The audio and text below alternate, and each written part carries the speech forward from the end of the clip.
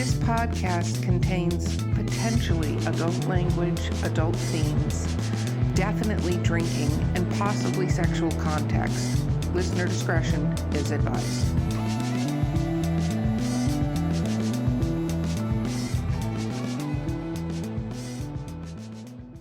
I'm on my third drink. I just want to point that out right now.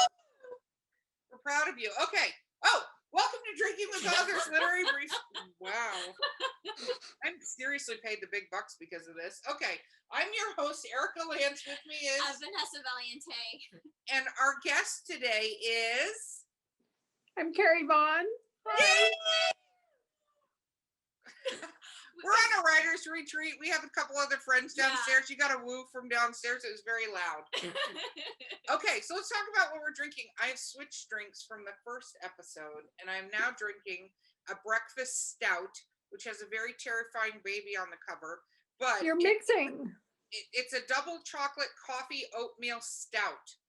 Interesting. Okay. Well, I am now, as a present, out of my Blue Moon beer. What are you drinking? The same thing, which is the Dreaming Tree Crush red wine, and I think it's a red blend, something like that. It's delicious if you like red wine. So It sounds very good.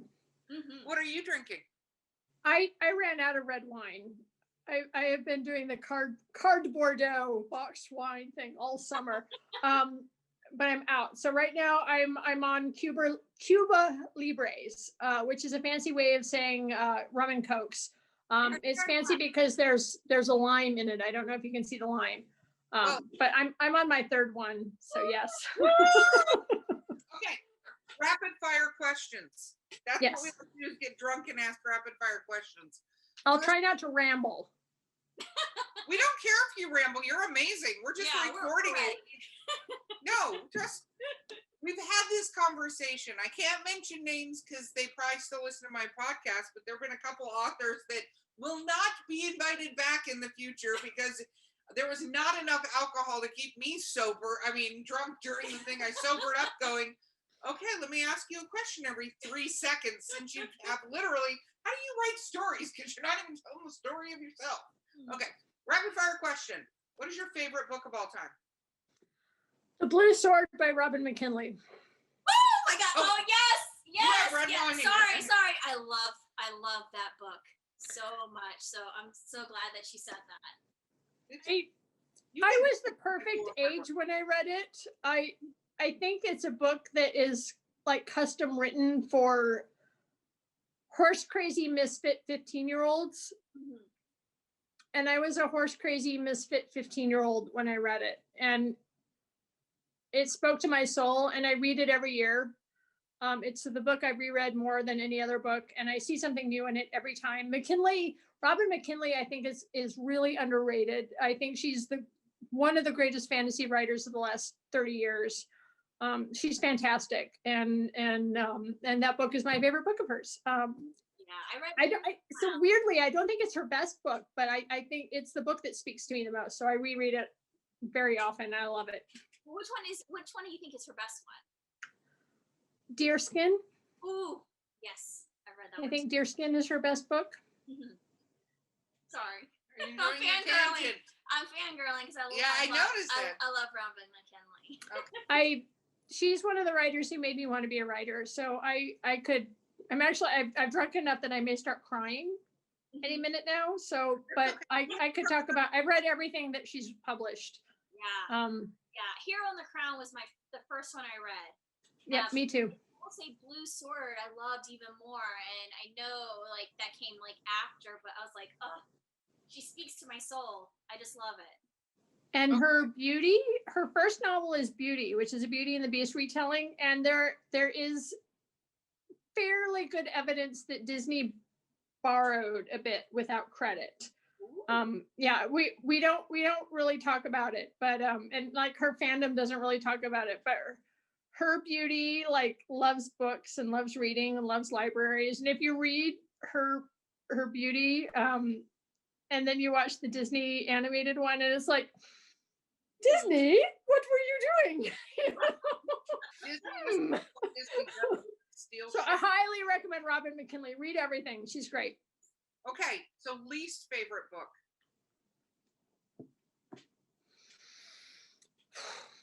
I don't think I can talk about that in public. Okay. I'm trying to decide. I mean, there's so many books that I start and I don't finish. I can say, for instance, I don't like Jane Austen. I know. Many Okay, that's fine. I can't. Needle. I tried to talk her into it. Yeah, she doesn't. Pride, Prejudice, and Zombies is the closest I can go to that because it's so. But I'm also, I don't like those kind of movies and like the peer. I'm like, this is fucking get on with it. Like something needs to happen other than what's happening right now. I'm just not that person. But can I give you some advice, some hints? Can I tell you the thing that got me into Jane Austen? Because I also didn't like Jane Austen the first time I encountered Jane Austen, because I had a terrible teacher in high school English who was like, this is very serious literature. You have to take this seriously. And I hated it. It's like, why do I want to read this? We were reading Pride and Prejudice, and it's like, it's a book about chicks who want to get married, and this sucks. Why would I want to read this? And then I went and watched a bunch of Monty Python for the first time. And then I went back to Jane Austen after watching a bunch of Monty Python. It's the same sense of humor. It's the same satire. Go and watch a bunch of Monty Python. Watch all the Monty Python. I could do Monty Python and the Holy Grail and Life of Brian right now, but this. And then it's the same. It's coming from the same place. Okay, well, I'll try again with the Monty Python thing, but it's not because she's a bad writer. I dislike, but my least favorite book, and I never read past chapter 1, was what is it? E.L. James's the 50 Shades? 50 Shades of Complete Fucking Trash. Oh yeah, no. It's terrible. It is terrible writing. And yay for her for making millions of dollars. Well done. But the writing is fucking terrible to me. And I'm like, I can't do it. I just can't do it. I just taught Jane Austen. I mean, Jane Austen is satire. This is what they don't teach in high school English, which drives me bananas. I wish they would teach satire. Mm-hmm. Yeah, no. They don't do this. At least most high school English that I know of doesn't even have required reading lists anymore. So, yeah. My daughter had to read The Scarlet Letter and do a project on it, and she was like, there's movies, right? And I'm like, yeah, no, that movie, you need to read the book. You're gonna have to read it. I'm sorry. Oh my God. Yeah, because I was like, Demi, Easy A I thought was funny because it came out after my daughter told me this in the movie. Easy A, she's like, if you're gonna rent the movie, rent the original movie and not the Demi Moore one where she's taking a lot of baths and has a really bad Okay, so if you can't give a modern book that you're, because is there a classic book? So there's an author, there's a modern author who I find reading their work is kind of compulsive. Like there's something about it that you have to, like, I don't stop. Like there's a lot of books that I don't like, and I'll just stop because life is short. And once I realized that I had permission to stop reading books that I didn't like, that was empowering. And so I don't do it. I just stop. But this author, I got to tell you, right, I'm not going to say it. I'm not going to say the name. And I'm really sorry. But there's just something very strange. Like they're not good. They're not good. There's 2 books in the series in this duology by this author who has written many, many, many books. And it just breaks all of my rules for writing a series. Like everything they set up in the first book gets broken in the second book, like all the relationships. And it's so manipulative and it's so awful. And it just drove me bananas. And yet I kept reading because the setup was great. Like the underlying conflicts were so great that I had to keep reading, even though it was handled so badly that it just drove me bananas. And that's like the worst big booking that I have ever done in my life right there. So I'm sorry. This is the drawback of series writing. Oh my God, you guys are totally frozen. No, you got a cute oh, look there on you your are. face Oh my there God. right now, being frozen. it's like I have. We're gonna Vogue. Okay. Okay, so yeah, that's what are you were doing. That's what you were doing there. Not surprising. We might have been doing that on purpose. Are you what kind of writer do you feel you are? Do you plot a lot? Do you pants? Do you outline? What do you do? I'm in the middle. I'm really sorry. I'm in the middle. I got asked this once, and this poor person was like, I could tell she was looking for advice, and I had nothing helpful. I wish I were a plotter. I try really hard. I write outlines, and then I'm writing along. I've got my outline. I'm following my outline. I write, and then I turn to the outline, and the outline says something awesome happens here, and I have to stop. One of my drafts said, write a better ending. And I was like, I came back to him like, that doesn't really give me much to go on. I'm like, something awesome happens here. And I'm like, yes, something awesome happens here. I have no idea what it is. So the way I have described it, the way I have decided to describe it is, so you take an airplane to a new city and you go to the tourist office and they give you the map that's like sponsored by all the local businesses and things. And it's very colorful and it's got, big streets and the tourist things are like very big. And so, what you're going to go see. You're going to go see the church and you're going to go see the museum, but there's no details. So that's what my outlines are like. It's like, I know the broad strokes. I know where I'm going. I'm going to go to the hotel on 5th Street. And I'm going to go see these 3 things on my way there. But I have no idea the people I'm going to meet or the restaurants I'm going to eat at.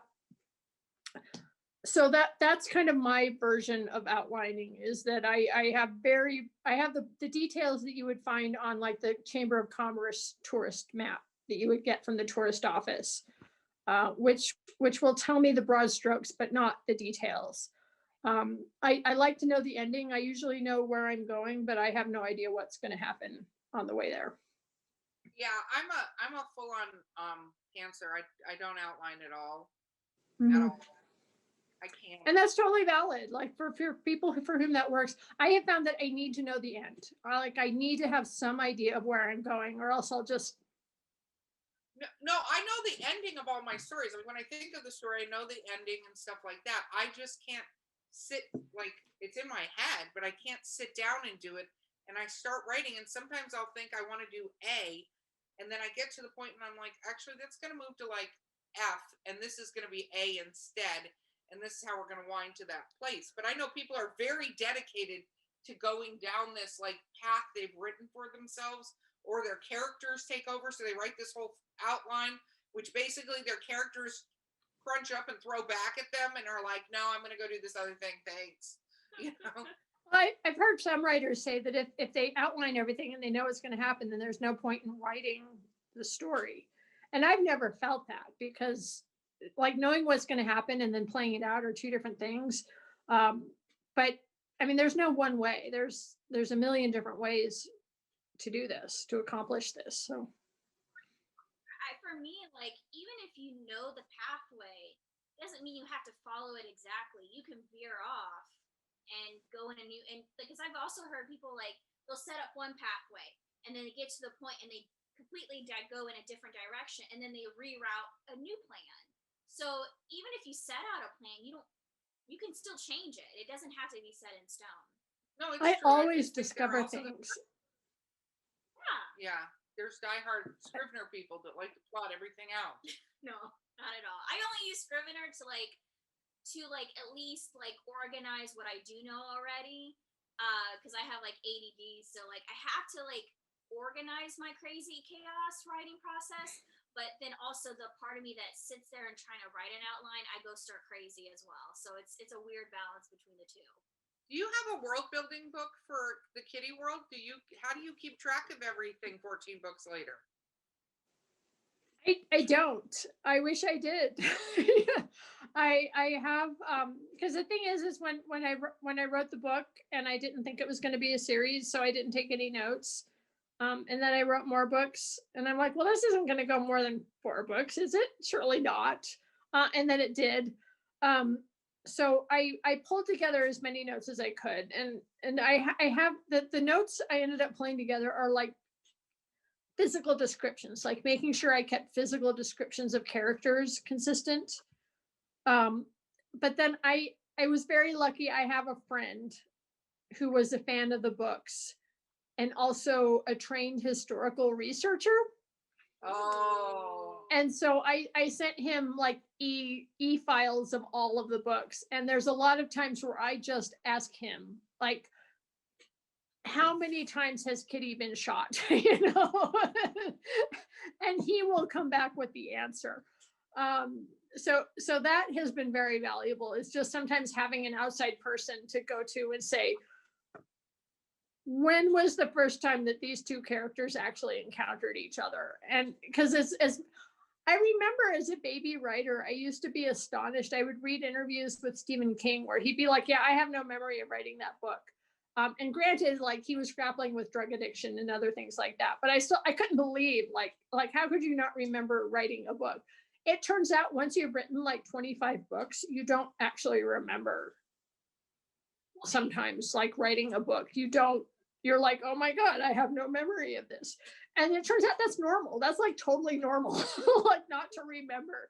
Because I'm an editor, and I always giggle when other like readers who just read for fun, they're like, why didn't the editor catch this or this? And it's like, writing is so complex that you're thinking of like 1,000 different things at one time that it is very easy to miss things. Well, and you do a brain dump. There's like this memory dump that happens. Like once you finished a book, it's like, it's all gone now. It's all gone.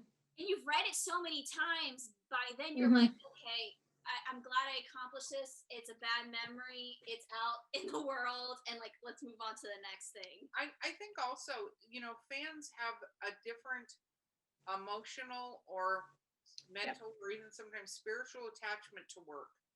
So a fan will cling to one, line, and you see this in TV too, is that lines will be set, like, me, I repeat movie lines all the time. And like Galaxy Quest, one of my favorite lines from Galaxy Quest was, did you ever even watch the show? Like, it is Die Hard, one of my favorite lines, and not a lot of people necessarily do that, but the things that meant the most to them, they do. The thing is that might not have been what meant the most to you, or you remember about it, or the part that you had enthusiasm for. So you wrote a scene to tie Kitty into being shot again and whatever, and you're done with that. And then that was the major moment for somebody that they read, and Kitty got shot by this person and blah, blah, blah. And you're going, because my memory isn't just that scene. It's everything that I was thinking and everything that I wanted to encompass and everything that went into writing that entire book. And, the fact that all of this other stuff was going on in my life when I was writing that book. Yeah, there's so much other data going in on that in my own brain.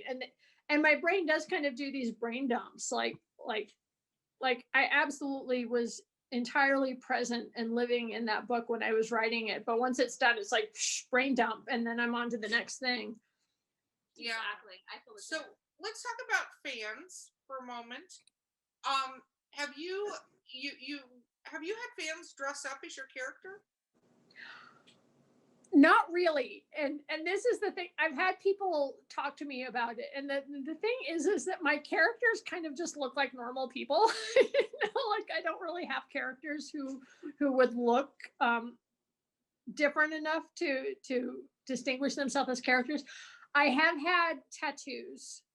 I've had people do tattoos of my work as a whole. Not necessarily characters, but Kitty's radio station is KNOB. And I had a fan who did a logo for KNOB, and that kind of went out into the world. And so I've had fans who did tattoos of KNOB and just the whole radio station and wolves, particularly in association with the radio station. So yeah, there's been some stuff out there, and it's so flattering. Is it wild when you're in person and the person comes up and goes, "Look what I did"? I haven't actually had one in person. I've just had pictures. I've been tagged on things and I've had pictures, but I haven't had one in person yet. Have requested you to like, because I've actually seen some authors where they're like, fans are like, I want to get a tattoo of one of your quotes. They want the author's signature. So the author will write it out online so that you're able to capture the image and then give it to the tattooist. Has that ever I haven't had that. Okay. Yeah, I haven't had that. I have great fans. Like I'm gonna just say that is my fans kind of generally know what I meant and know what the world is. And so much of that world is just about like your own personal strength and stuff. So they're not necessarily looking for my validation, which is great. Like they don't need my validation, right? They just, whatever the book's meant to them, like that's the important part. So I mean that's what's been great is like they reach out to me and they say, hey, this really meant a lot to me, and I'm able to connect with them and say, I'm so happy that meant something to you. But they don't necessarily need my like stamp of approval on it, which is the way it should be, right? You know? Totally. Do you have you done a lot of book signings and stuff like that? Yeah, I love conventions. I've done quite until this year. Like I don't want to get into that, but like this year has been driving me a little bit crazy because there were all these conventions I was supposed to do and I didn't do any of them, and I'm really sad about it. But yeah, I love conventions. I love book. I love book events. I love book festivals. I love book signings. I've done all of that. Yeah. What about your work being turned into TV or movies, or where's that at? That's another really big question. I don't want to say. So publishing has changed a lot in 20 years. It turns out the whole like TV movie world has changed a lot in 20 years as well. The way that things go from being a book to being a TV show or a movie has changed from what it was 20 years ago, and I'm kind of navigating that right now. But there's a lot of stuff that's happening. Is Kitty possibly coming to us on a streaming show? There's nothing definite right now. That would be pretty epic, though. We'll see. You know, I can't say anything for sure. They're definitely surging as an idea. You know, we as authors, I feel, all have little eccentricities that we do as writers. What are your eccentricities? This is one of those where I feel like somebody else would probably be more qualified. Watch the YouTube to see the look I just got. I feel like somebody handed me a list of questions she didn't want asked, and I'm asking all. I have no idea. Like, I have no idea what my eccentricities are. I was actually thinking about this recently. It's like I don't think it's an eccentricity, but maybe somebody else does. Well, I don't know. You have editors that come back to you and go, hey, maybe stop having your character shrug all the time. Like, well, okay, so the one that I actually, there's a post-it note on my monitor right now that says no nodding. Characters are not allowed to nod. One of our editors, Jen, that's one of the three. She has three: nodding, shrugging, and what's the other one? Smirking. For me, smirking. Like, so I suddenly noticed that like nobody nods. Like when was the last time you saw somebody actually nod in real life? I use it in my erotica writing for one of these. That's when I use the nodding. When a guy's doing that to a girl, because there's that. But is that a nod or is that a chin tip? Is it like, oh yeah, yeah? I've never used the words chin tip in a book. Maybe it but is. Like nodding, like actual, like yeah. In her direction, but there is a lot of. Yeah, that's a good point. It's like, how often do you actually nod in a day? Nobody nods. In real life, nobody nods. I've done it like once in my whole life. I think there is a slight, if somebody's talking, it's interesting because Zoom has changed conversations. Yes. Because you can't see, you just nodded. Yeah, the pandemic is making me nod more because it's like, you're limited to like because I don't know, like talking to someone on the video is not the same as being in front, so they can't see your whole body. So, and then you don't want to have your hands like all in your face because you only have such a limited. Yeah. So I'm like here, like, yeah, nodding, I'm nodding. But but if pre-pandemic, I don't think I nod excessively. No, it's true. But I also think like when somebody's talking, especially in a business meeting, and you're trying to confirm something, if you're in person, you go, yeah, or you go, okay. But if you do that on Zoom, sometimes it stops the whole conversation from fucking happening because they're like, what? And you're like, no, I was just acknowledging what you said. So you do a lot of. I also was doing fun things until I learned that in Singapore, because we have international offices, this is not a good sign always. Nope. What does it mean? I don't know, but our Singapore office is like, you guys need to stop doing thumbs up. And I forget what they said it meant, but I was like, cool to know. Cool. Yeah, I heard in other countries doing this is not a good thing. Oh, no. Yeah, no. I don't remember where, but yeah, you can't do an England. Yeah. Is it England? Okay, yeah, for the a lot of European countries, that's so yeah, no signs in England, guys. To the no ones thumbs listening. up. Stop thumbs upping. No. So guess what? We're going back to nodding and shrugging. That's showing confirmation. It's showing some not understanding, some doubt in what the person's saying. But you can't have a person do that all the time in the book. Mm-hmm. Like they can't nod. One of my biggest pet peeves that I've seen is the said.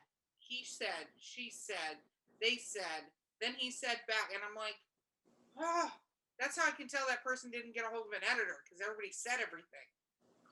Oh well, yeah, no, that's for sure. So you have nodding that occurs in your book. Well, I don't because I cut it out. Well, you had nodding occur. What do you think of covers? Have you been an instrumental part of your cover art, or have you been like, it's marketing, you guys knock yourselves out? No. So yeah, the first Kitty book, Kitty in the Midnight Hour, was not the cover I would have picked, but it was the right cover. Yeah, I don't trust my own instincts on covers, just because I sort of like hyper realistic, like this is what's actually happening in the book. And it turns out those don't make good book covers. Book covers are advertisements. Like they're not supposed to actually depict what's in the book. They are to grab a reader's eye. And so I always try to put myself in the place of a reader. Like what do I respond to as a reader? And you want visceral images. It's like you want an image that's going to grab the attention and tell the reader what they're going to get. And so that first Kitty book, the image came out. They actually did ask me, and my contribution on that first book was the pink ribbon on her braid. They're like, well, we could do this, and it's like, well, how about we just do a thing? So I've had influence, like I've had, like that's one of what we were talking about earlier. Let's like one of the things that gets told about traditional publishing is that authors don't have influence on their covers. It turns out we do sometimes. That I have been asked about a lot of my covers, and I was able to give input on a lot of my covers. And, and some of them it's like, a back tattoo and the corset and lacing and all of this, that's too much. Like take out a couple of things. You just, back tattoo by itself is okay. Corset lacing, that's okay, but putting it all together is just too much. But that was an urban fantasy thing. Like, the urban fantasy tropes for covers, they just started putting all of these things in. And it's like, you don't need everything. You just need one or two to signal what the book is actually about. So I was actually able to have some influence on that. You can tell I'm on my third drink. I'm rambling now. Well, I think that advertising covers is a good point, because we say that in the publishing thing is people come to me, and one of my, I always tell people, Fabio was on 466 covers. Yes. Not one of those fucking books described Fabio on the inside of that book. Yes. And so when you're doing it, when people say to me, oh, well, the girl's hair is red though. Doesn't matter. I'm like, I don't give a flying crap. The girl's head is red. Doesn't matter. Right now, the proportion to the man on the cover. This is the cover. This is the cover you're getting. Yeah. So yeah, there have been so many books where it's like, that's not the cover I would have picked personally, but the cover that they put on it was exactly what was needed to sell the book. So there are cases where it's like, yeah, authors should probably not have input on their covers because they don't know the marketing. Like they don't know, we always say, don't judge a book by the cover, but it's like all of us have picked books because of the cover. All of us have gone through the bookstore and it's like, that's the cover I want. That's the art that intrigues me. The Ghost of Sherwood and the Heirs of Locksley are such a perfect example. Like those are not the covers I would have picked, but I've had so much feedback that those are such great covers. They're really kind of abstract and iconic. And people who look at those books know exactly what they're going to get. So even though those aren't the ones that I would have picked, they represent the books, and it's about advertising. Like book covers are about advertising. It's not about what's actually in the book. You say never judge a book by its cover because every book gets judged by its cover. Yeah. If it's a cover, we'll put it down. Yeah. Like I can list off a whole bunch of books that I picked because the cover looked different than everything else that was out there, or there was something about it that just was like, oh, that's what I want right now. And that's why I picked up the book. No, me too. I used to go back when we could go out in public, really. To Barnes and Noble, and they would have. And this is how I found a lot of authors that I actually wouldn't have found more easily. Obviously, Kindle's a way, but I used to go to the discount books part of Barnes and Noble when the books were on sale for like $4.95 or $6.98 and stuff. And I just walk, and whatever cover grabbed my attention, I'd pick it up. And then I'd read the blurb, which is a whole other topic about having an appropriate fucking blurb for your book. We read a blurb last night or 2 nights ago. There was a book and we got a blurb, and I'm reading the blurb, and it's a fantasy book. And it's talking about this girl who's going on this adventure and her cohorts on the adventure. And then it says, until she runs into this gorgeous guy. It said gorgeous guy. And I was like, and Vanessa didn't believe me. She's like, what? And I'm like, no, look, see, it says gorgeous guy. And I was like, but you know what though, the book came out in like, I want to say 2010, 2011, and it was marketed towards YA. So it's like, well, they kind of no. I mean, I thought it was horrific, but I was like, well, you know what you're gonna get. They're telling you what you're gonna get. Yeah, I mean. So can't wait for that gorgeous guy to show up and save the day. Yeah. I was just like, okay, so then you get the blurb. So that's what you get. You get grabbing the people with the cover, then you get the blurb to suck them in, and does it interest them enough to then take it and go, I'm going to try to buy this book.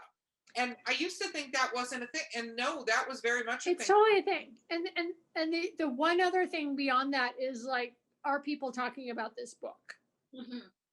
Is word of mouth.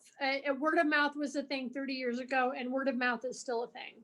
And that's the thing that you can't buy and you can't plan for, and you can't predict. My novel that's coming out next year is called Questland, and the cover art for it is brilliant. And it's on Amazon right now. So Questland. And it's not anything I ever would have come up with on my own. In fact, we spent a lot of time talking about what we wanted the cover art to be. And I pushed back a little bit. Like I had a bunch of ideas for what I wanted it to be, and the editor had a bunch of ideas for what he wanted it to be. What ended up happening was totally the artist. Like I give all credit to the artist, whose name, of course, I'm completely spacing on right now. But we're all just looking at this cover art like, this is amazing cover art. And it's going to suck people in, and it's going to be great. Do you have a copy near you? You have a copy of it anywhere near that you can flash up? No?